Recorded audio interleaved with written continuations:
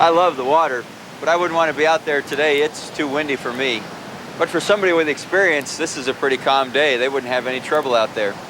The disciples, most of them were fishermen by trade. They knew what it was like to be out on the water. Maybe they left out on a cove like this early every morning. They'd get out there and work.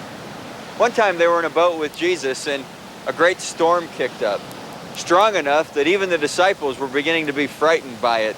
Now, these were experienced boatsmen, so it had to be a pretty fierce storm. Jesus was asleep in the back of the boat.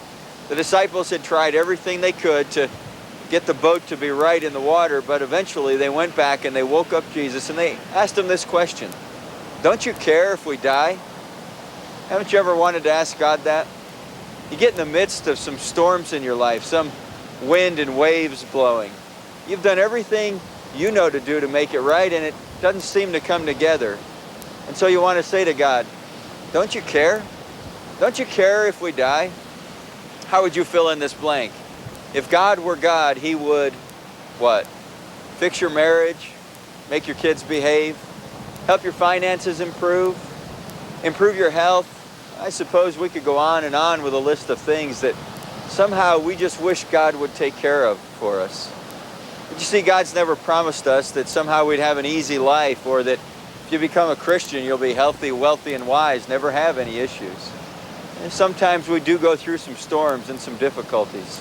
Sometimes the waves and the wind do kick up. And we want to know, does God really care?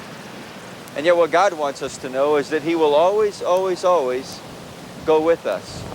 God has promised that he wouldn't leave us alone, that we wouldn't be left to face the storms by ourselves, that he would wrap his arms of care around us.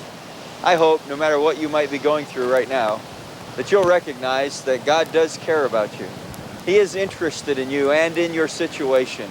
And as you offer those up to him, his grace is available to us.